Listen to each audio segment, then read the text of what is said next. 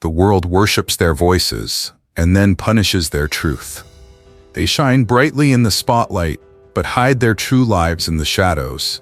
These legendary musicians had secret relationships with men who were too afraid to reveal their true selves to the world. Some found the courage to come out, while others kept their secrets forever. What is the real story behind these secret loves? What happens when fame, passion, and secrecy collide?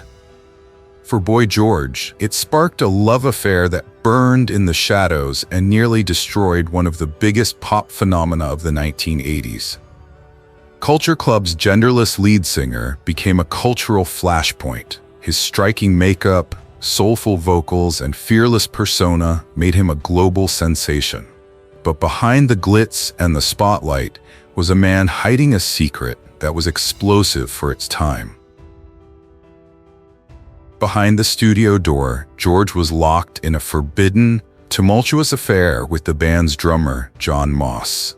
Their love was both seductive and destructive, a mix of obsession, fear, and fame. Moss, caught between public expectation and private desire, refused to acknowledge their relationship, forcing it to exist in coded lyrics and captured glances on camera. Songs like Do You Really Want to Hurt Me and Time, Clock of the Heart weren't just chart-topping hits. They were confessions disguised as pop songs, messages that filtered through the cacophony of screaming fans. As Culture Club's fame peaked, so too did its emotional fallout.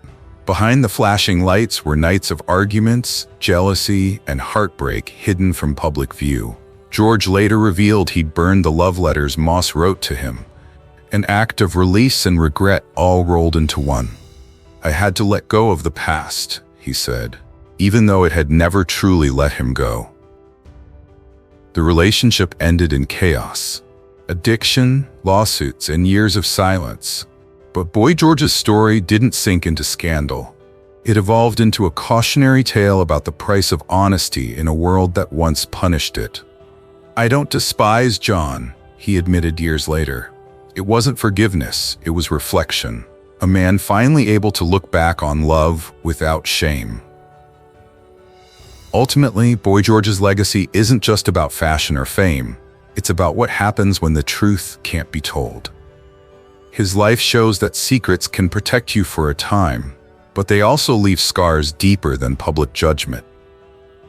The real tragedy isn't forbidden love, but the silence that comes when you're too afraid to be honest about it. Is the velvety voice of romantic soul music hiding a truth too dangerous for its time? Luther Vandross didn't just sing love songs, he embodied them.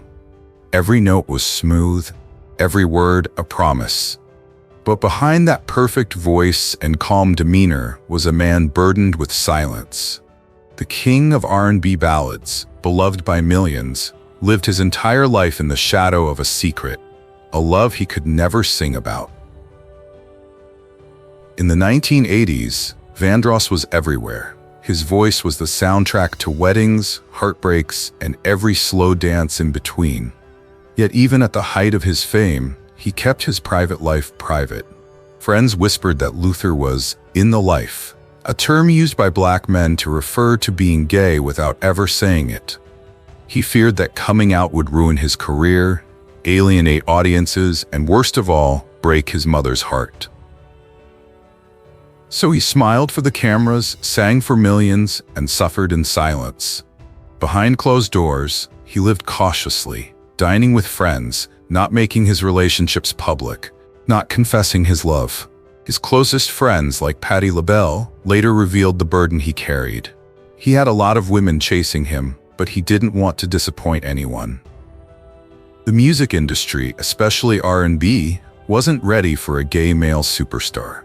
Record executives had built him up as every woman's dream, a symbol of passion and masculinity. The lie sold records, but it cost him his peace.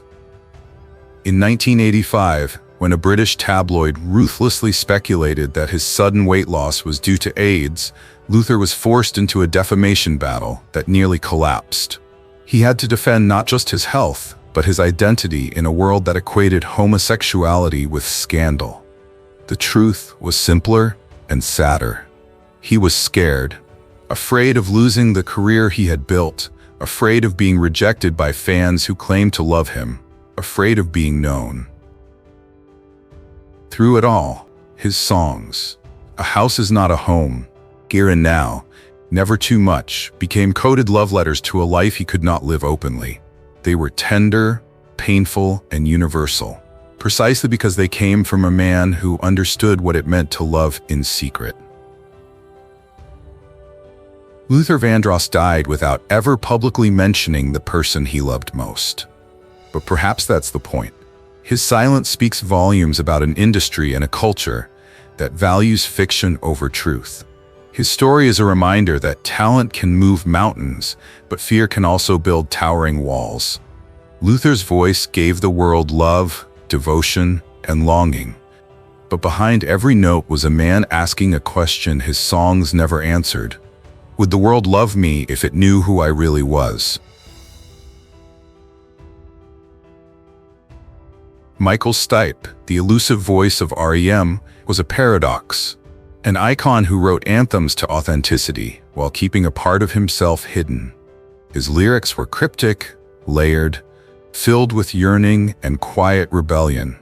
Fans heard "Losing My Religion" and "Everybody Hurts" as songs of love and despair, but few realized they were also coded reflections of a man struggling with identity in a world that demanded simplicity. Throughout the 1980s and 1990s, Stipe became the face of highbrow rock, at once shy and charismatic, intelligent and raw. He refused to label himself, and that ambiguity only fueled curiosity. The tabloids speculated constantly, some calling him a recluse, others a freak. Stipe brushed it off with a wry smile, joking in 1994 that "I'm an equal opportunity nerd," and cryptic statement that only deepened the mystery. To the public, he was untouchable, a rock poet above the noise. Behind the scenes, he secretly loved men he couldn't name. For years, he carried the burden of silence. REM's meteoric rise made him both powerful and trapped. His bandmates respected his privacy, but Stipe knew that a public declaration could change everything. In a rock culture built on masculinity, homosexuality was considered a career-ending admission. Yet his art never lied. Each song became a mirror of what he couldn't say out loud, his voice trembling with vulnerability he hid off stage. By 2001, the mask had shattered. Stipe came out as a gay musician, revealing that he was in a long-term relationship with a wonderful man. But he didn't make it a headline. He spoke with calm defiance, as if daring the world to realize that it really didn't matter. The revelation wasn't a scandal, it was a release. He turned personal truth into creative fuel, turning a mystery into a symbol of quiet courage. What made his story so compelling wasn't the mystery, it was the subtle resistance. While others sought to shock, Stipe chose to break the truth through art. He showed that coming out didn't always have to be ostentatious. Sometimes it's just a moment of truth that resonates across generations. Michael Stipe's true legacy lies not just in REM's place in rock history, but in the idea that the truth once spoken loses its power to haunt. His journey reminds us that identity doesn't have to scream to be heard. Sometimes it just has to sing.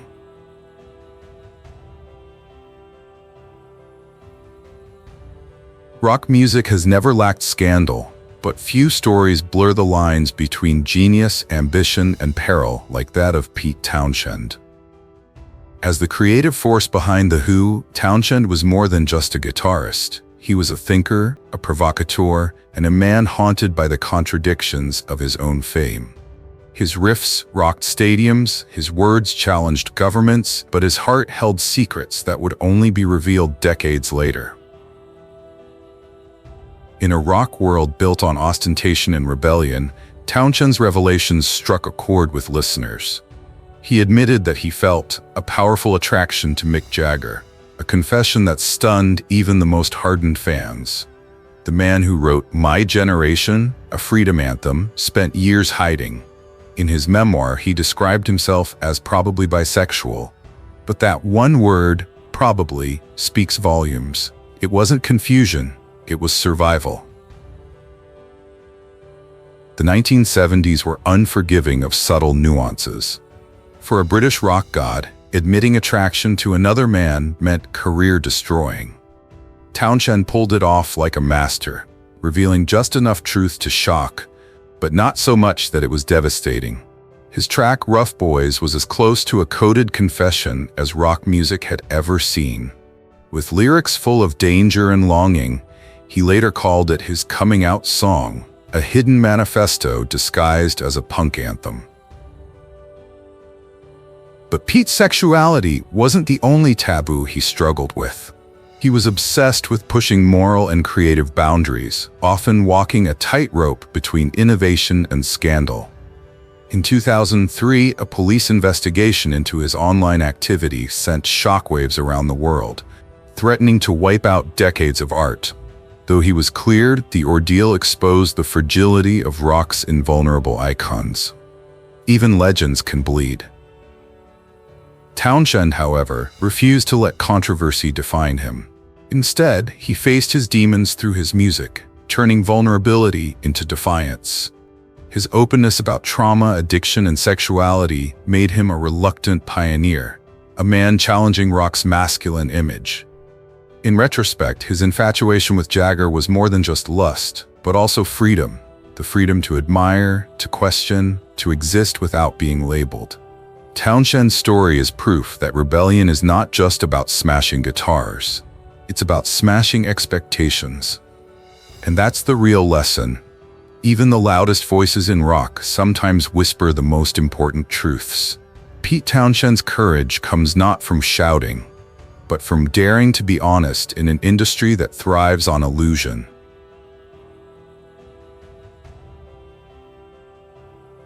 Janis Joplin, daring, reckless, and compassionate, wasn't just the queen of psychedelic rock. She was also a woman torn between her desire for love and the cruelty of an uncomprehending world. On stage, she was a bolt of human lightning, screaming pain and passion as if her soul were on fire. But off stage, she was pursuing something much quieter: connection, belonging, and truth. In 1963, long before it was safe to come out, Janis fell in love with Jay Whittaker, an African-American lesbian she met in San Francisco. Their relationship defied every social norm of the time: race, gender, expectations. And so it was doomed from the start. Friends recall stolen nights, secret laughter, and an intensity so intense it was unbearable. Society not only rejected them, it crushed them. That pain etched itself into Joplin's voice, permeating songs like Piece of My Heart and Cry Baby. Years later, Joplin met Peggy Caserta, a bold boutique owner from Haight-Ashbury. Their love was wild and consuming, driven by fame, drugs, and the illusion of freedom. "We were together from 1966 to 1970, Caserta recalled. The affair didn't last, but it captured an era when music and rebellion intertwined. Beneath her tough image, Janis was fragile, yearning for love, yet fearing it would fade. What makes Joplin's story so tragic is not just her early death, but the silence that hid her truth. In an image-obsessed industry, there was no room for a bisexual woman who loved as passionately as her voice. The tabloids portrayed her as reckless. Men in suits called her too emotional. But she was real, very real. "I stand on stage in front of 25,000 people," she once said, "and then I go home alone." It wasn't self-pity, it was prophecy. At a time when love outside the norm meant exile, Janis Joplin refused to erase herself. Her voice wasn't just raspy, it was a cry of liberation decades before the world was ready to hear it. The real story isn't that she died young. It's that she lived unrepentantly in a world built on denial. And perhaps that's the lesson she leaves behind. The world will always try to label, ridicule, or silence what it can't define. But truth, like music, has a way of cutting through the noise. Janis didn't just sing the blues. She lived them, and in doing so, ensured that none of us will ever hear them the same way again.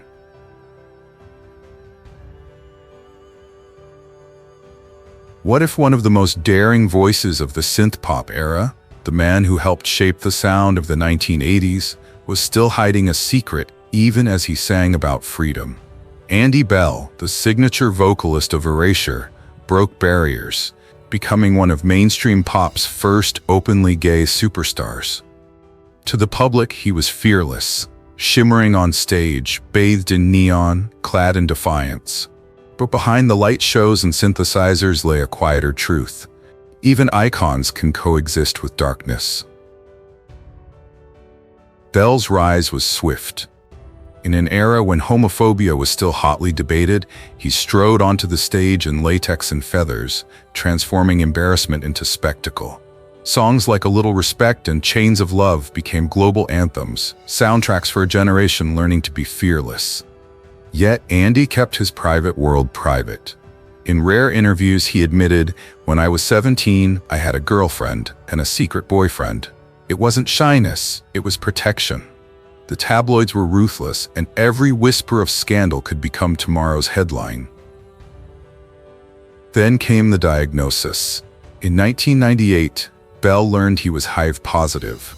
For years, he told almost no one, not out of shame, but to retain some semblance of normalcy in an industry that was ruthless with vulnerability. When he finally came out, it wasn't with tears or press conferences, but with a clear purpose. He turned the revelation into a challenge, performing harder, singing louder, daring anyone to feel sorry for him. "I won't be defined by that," he says, and he means it. While others use controversy to maintain their presence, Bell uses honesty to survive. He's become an unsung hero for fans who see themselves in his lyrics, people battling illness, stigma, or a suffocating need to hide. Even as his body changes and his fame wanes, his optimism never wavers. His voice, clear and pained, is both resilient and graceful. Every note is a declaration that joy itself is a form of rebellion. Andy Bell's legacy isn't just flash and synths, it's tenacity. He's proven that presence can save lives, that openness isn't a weakness, it's a strength. His story reveals a simple but hard truth. Sometimes a pop star's bravest act isn't on stage, it's telling the world who they really are, and living long enough to prove it.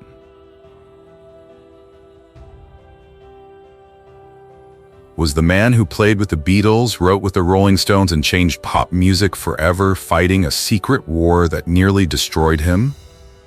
Billy Preston was called the fifth Beatle more than a nickname. It was a recognition of his genius. His fingers made the pianos sing and the Hammond organ roar. When Lennon and McCartney fell apart, it was Billy who held the studio together, coaxing melody from the chaos. But even as he shaped history, he lived a double life, caught between faith, fame, and fear. Growing up in the American South in the shadow of evangelical churches, Preston grew up believing that who he was, what he felt, was something he had to undo. The church taught him salvation. The music industry taught him survival. He became a master of both illusions, always wearing a smile that hid the storms raging inside. Friends and associates later whispered that he had relationships with men, but Billy never confirmed it. The stakes were too high. This was the 1970s, when being a gay black man in the music industry was not only risky but could end your career overnight.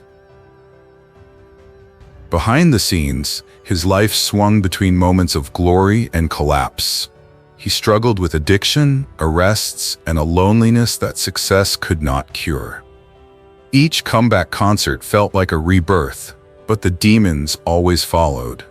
In interviews, he spoke of wanting to get right with God, as if trying to reconcile his soul with the man he was forced to hide. The same hands that played Get Back and Nothing from Nothing trembled with secrets too heavy to share. Even through scandal, Preston continued to break barriers. He became the first black artist to headline the Houston Astrodome, a feat of historic proportions. Yet the industry that once cheered him on stage turned its back on him off.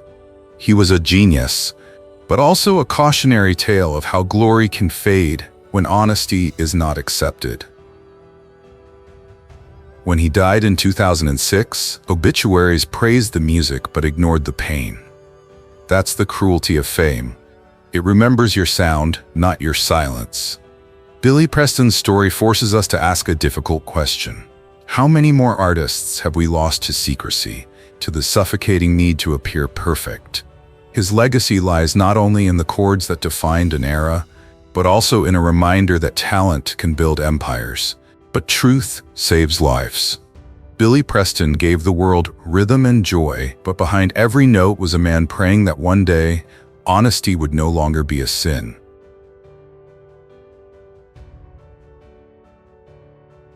A simple sentence, 12 empty words, almost ended a career built on love songs. For Johnny Mathis, one of America's most beloved and listened to love singers, that nightmare became reality. In 1982, in a supposedly off-the-cuff interview, he made a passing remark that would change everything. "Homosexuality is a way of life I've gotten used to." It wasn't a confession, just a fact. But when those words hit print, the reaction was immediate and brutal.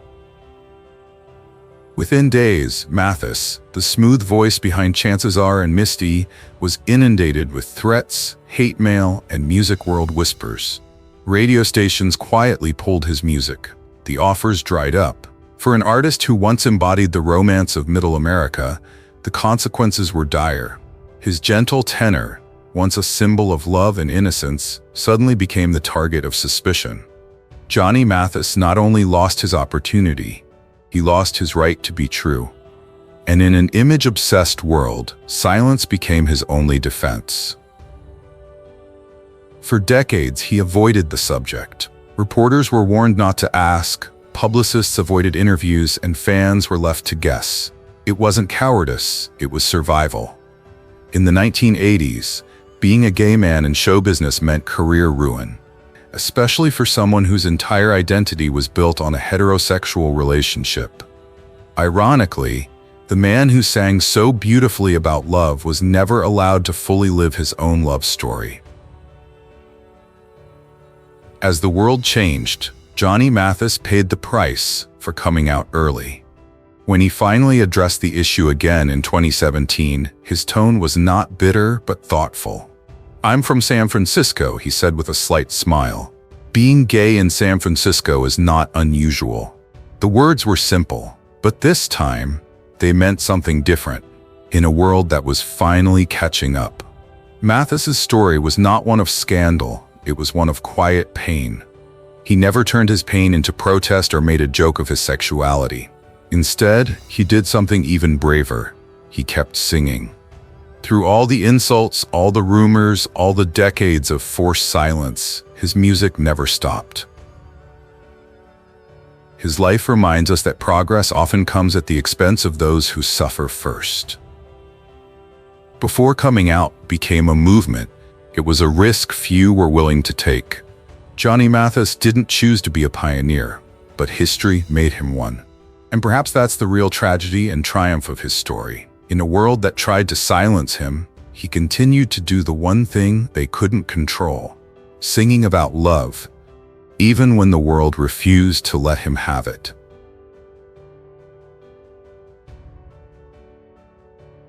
The man who gave the world one of the sexiest hits of the 1980s lived a life of fear behind the spotlight?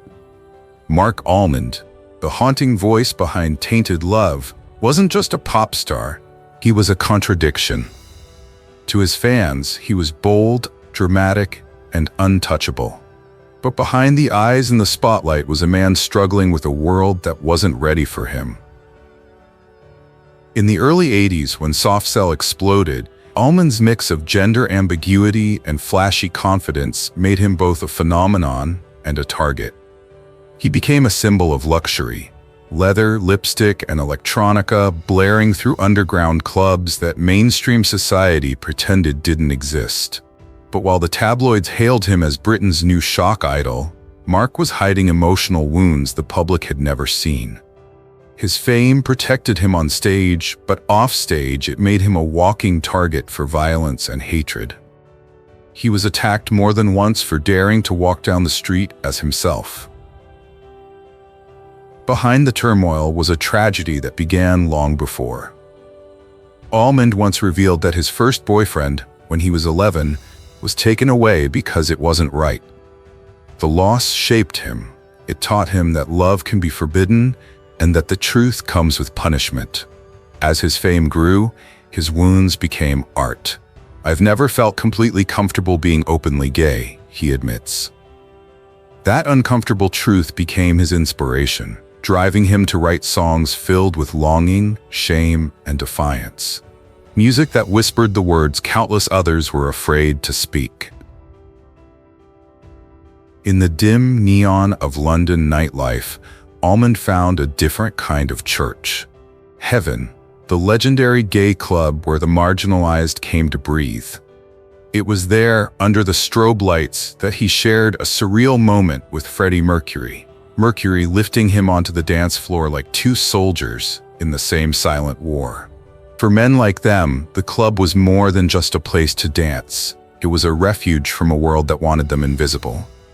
But fame came at a price. Fame demanded performance, not sincerity. Almond's identity, a mix of charm and vulnerability, was both armor and prison.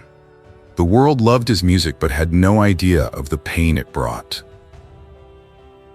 Marc Almond's story is not just about being gay in a hostile time. It's about the survival of self-expression in a world built on repression. His journey shows that art can be both rebellion and refuge. Every glittering outfit hides a scar. Every love song is a truth he must tell before it disappears. Ultimately, his legacy is more than just broken love. It's the courage to stay strong when silence is the safer option. His life reminds us, sometimes the bravest act in music isn't to shock the world, it's to refuse to let the world silence you.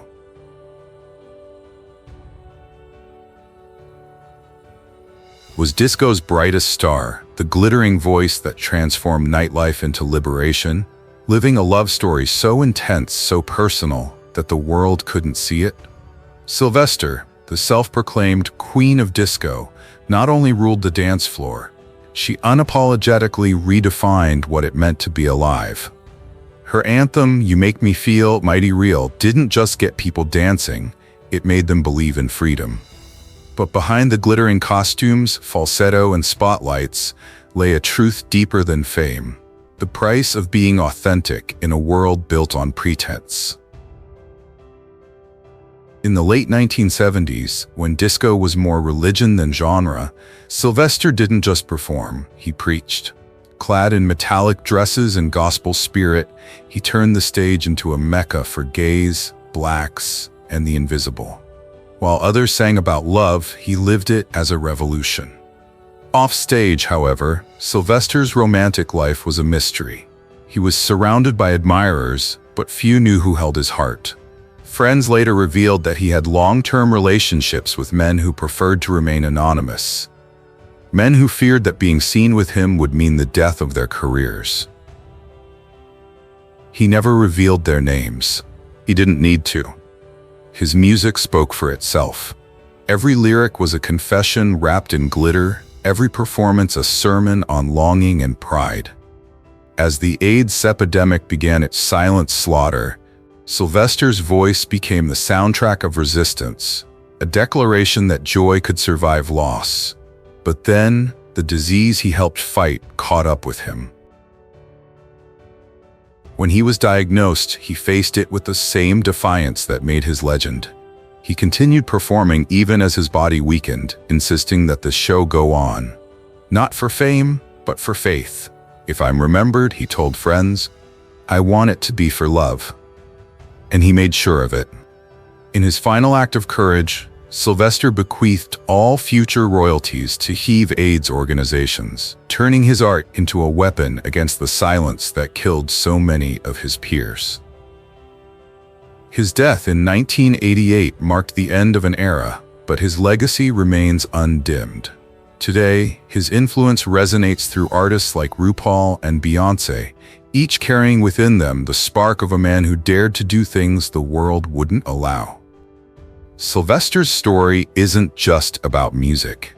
It's about immortality born of defiance.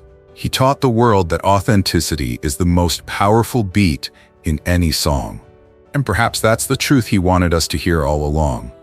You don't have to live forever to be authentic. You just have to live authentically while you can.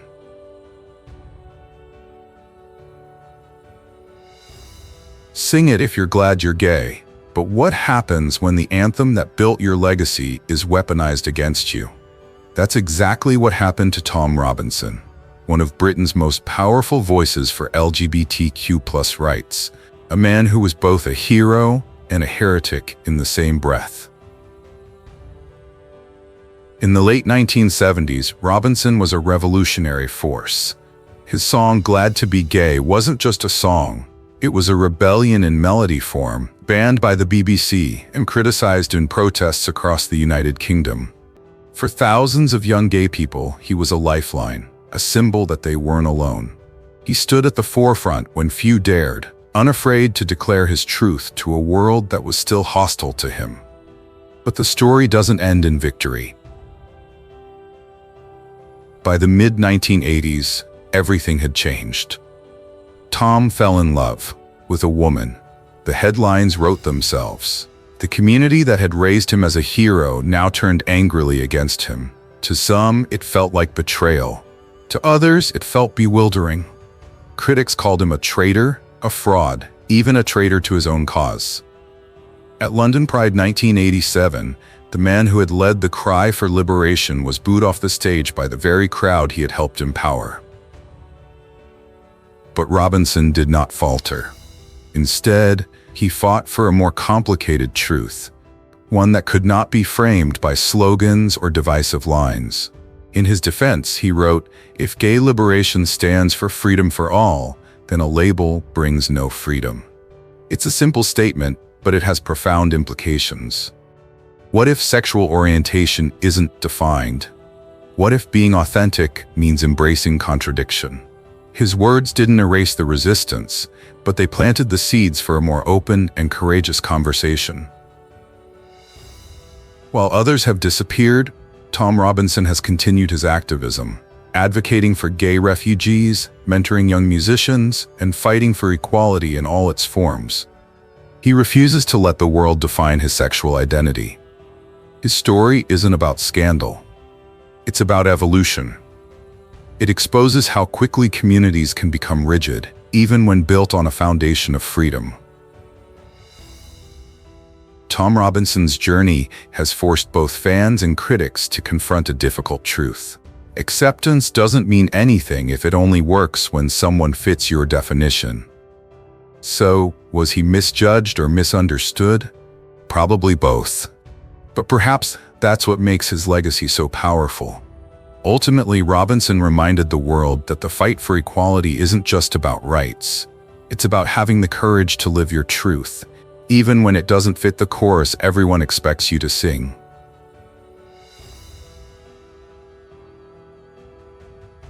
A musician as surreal as his art, Klaus Nomi's existence was never meant to fit in. The pioneering tenor emerged from the New York underground in the late 1970s, where art, danger, and desire collided every night. With his ghostly falsetto and futuristic makeup, he looked more like a visitor from another galaxy than a man. Nomi combined opera with science fiction, turning arias into cosmic rituals. He wasn't performing pop, he was performing possibility. Openly part of the LGBTQ+ community, Nomi lived at the heart of New York's queer renaissance, but his love life was something even his closest friends rarely discussed. His silence wasn't shame, it was strategy. His enigma became part of the myth. On stage, he was luminous and ethereal. In person, he was gentle, meticulous, and reserved. Every movement, every stitch of his clothes which he designed himself, was a declaration that art could transcend identity, even finitude. But illusions could not shield him from reality. In 1983, at the dawn of the AIDS epidemic, Klaus Nomi became one of the first artists to die of the disease. The world barely understood what was happening. The press whispered, friends disappeared, and the spotlights that had once adoringly adored him turned away in fear. His last public appearance, pale, frail, defiant, was like a farewell from another dimension. Even in death, he remained an enigma. His blend of opera and alien futurism continued to inspire designers, musicians, and filmmakers decades later. Klaus Nomi wasn't just ahead of his time, he was far beyond it. His story remains a haunting testament to brilliance lost too soon, and a reminder of how many others lived and died in silence, afraid the truth would obscure the art they left behind.